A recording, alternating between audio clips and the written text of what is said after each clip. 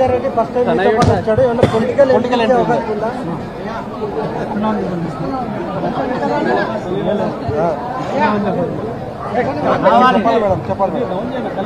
చంద్రబాబు గారు రాజారెడ్డి గారు ఆంధ్ర రాష్ట్ర రాజకీయాల్లో తప్పకుండా అడుగుపెట్టారు.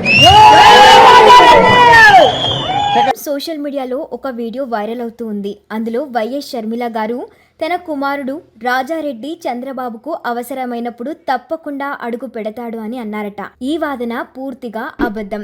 ఈ వీడియోను ఎడిట్ చేసి పోస్ట్ చేశారు. అసలు video Indian national Congress Andhra Pradesh Facebook పేజ్లో లైవ్ స్ట్రీమ్ అయింది.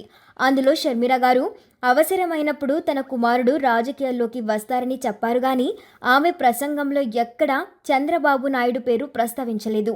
ఈ వైరల్ వీడియో మార్ఫింగ్ చేయబడింది. షర్మిల గారు చంద్రబాబు నాయుడు గురించి మాట్లాడలేదు. ఇలాంటి తప్పుడు వాదనలను నమ్మవద్దు.